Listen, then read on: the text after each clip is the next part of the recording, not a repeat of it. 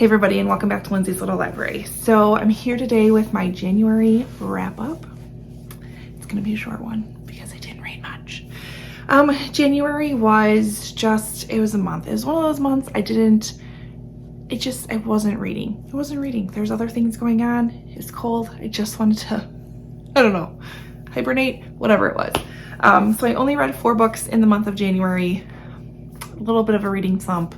Not a big deal. I'm already feeling raring to go for February, so don't you worry. All right, the first book I read in January was 13 by Steve Cavanaugh. I really enjoyed this book. It just took me a little longer. And that's kind of what the theme was. It took me a long time to get through books. I don't know what's going on. But I want to say I gave that one 4 stars maybe. That was the first book of the year, so I'm kind of forgotten it a little bit. But this basically centers around the premise that what if there is a trial about a serial killer, yet the serial killer isn't at the defendant's table, he's sitting in the jury box. This was a wild ride. This was just simply fantastic. And actually it's, I want to say like the 3rd book in a series. No big deal. Like I didn't feel like I was lost or anything because it was the 3rd in the series, even though I hadn't read the first 2, but I definitely want to pick up more books by Steve Cavanaugh. I like the way he wrote his characters. I like his writing style. I liked how he gave you little itty bitty bits of information along the way. He kept you wanting to learn more. And it was just sheer genius, and I loved it. So it was a great way to start off the reading year. Next, I don't even know. I think I picked this one up next. I read The Warsaw Orphan by Kelly Rimmer. I read this for book club. This is the book I got from the book exchange I did with my book club. And that was kind of our theme for the month. This one follows our 2 main characters. We have Roland and Elizabeta. I think that's how I say it. It's spring of 1942. They're living in Warsaw. Is it Roland or Roland? I'm going to now question myself. And of course it doesn't say. Roman, I'm sorry, it's Roman. Roman ends up living in the ghetto. Elizabeta ends up on the other side and ends up getting to know her neighbor Sarah really well and wants to do something to help. So Roman and Elizabeta end up meeting each other, and you follow these 2 perspectives of living in it and then being outside of it and seeing what's being told to them outside and what is real and how she's trying to help and not get caught. Great World War II historical fiction if you're a fan. I liked this perspective, especially coming from young adults and their experience and what was going on. So fantastic read. I think I gave it 4 stars. I really liked that one too. Then I picked up What's Mine and Yours by Naomi Koster. I had high hopes for this. And this could have been my problem. This book and this book they didn't do me justice. So, synopsis says, a community in Piedmont, North Carolina rises in outrage as a county initiative draws students from the largely Black east side of town into the predominantly white high schools on the west. For 2 students, you have G and Noelle, the integration sets off a chain of events that will tie their 2 families together in unexpected ways over the next 20 years. On one side of the integration debate is Jade, which is G's ambitious mother. In the aftermath of a harrowing loss, she's determined to give her son the tools he'll need to survive in America as a sensitive, anxious young Black man.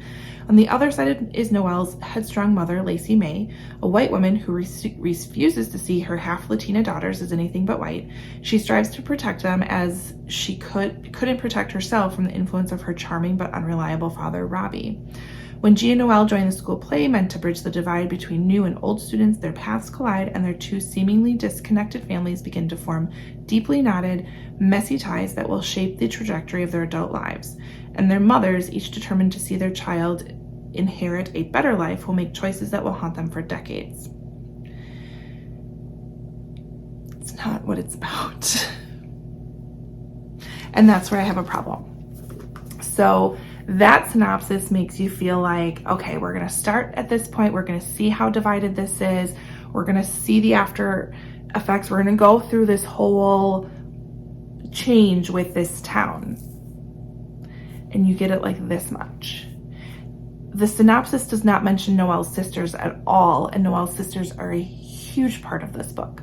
The synopsis doesn't mention G's father, yet G's father is a huge influence on this book. It just, the synopsis gave you an idea of a quarter, not even an eighth of what happens in this book, and leaves out the rest, which I would have known more about the rest. Maybe I wouldn't have been so disappointed, but I didn't like it. And when I got to the end, I literally thought my book was missing pages. So I gave it 2 stars. Don't read it. Then and I'm only counting this because I want to say I read 4 books, which I did. I did read this. For my kids' school, or at my kids' school, they do a 1 book, 1 community event at the beginning of every year. And so every family in the school gets a book, and you are given a calendar, and it's basically a big old buddy read. Cool, sign me up, loved it. Last year we read, what's the Worms book? Whatever it was. We read that, loved it. It was fantastic. This year we got Flora and Ulysses, which I was excited about. It's a movie on Disney Plus, which we still have to read or watch. It's by DiCamillo. And it says, together Flora and Ulysses will conquer villains, defend the defenseless, and protect the weak, or something. Basically a superhero squirrel and his sidekick. I didn't enjoy the writing.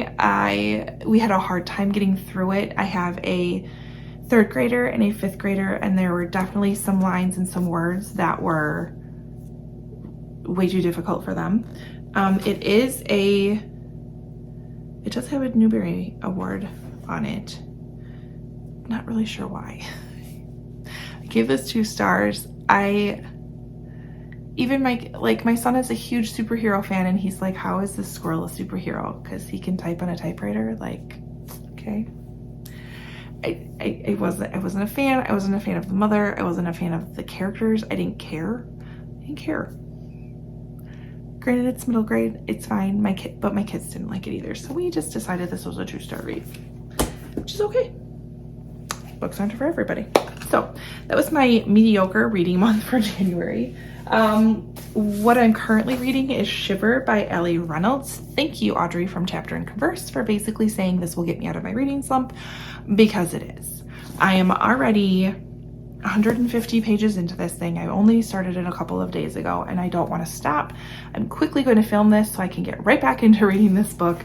It's fantastic. It's an isolated thriller. We have Mila. She's arrived at this French ski resort that she spent an entire season at practicing when she was a snowboarder, and she gets there with a couple of other friends that she hasn't talked to in quite a few years, and they quickly realize that this is a mess. Something is not right. They've all been called here. They don't know why. There's secrets. It's fantastic. So, loving this book. Gonna get through that one fairly quickly. For my book club, we are reading Midnight at the Blackbird Cafe by Heather Weber. I'm so excited. Our theme was food.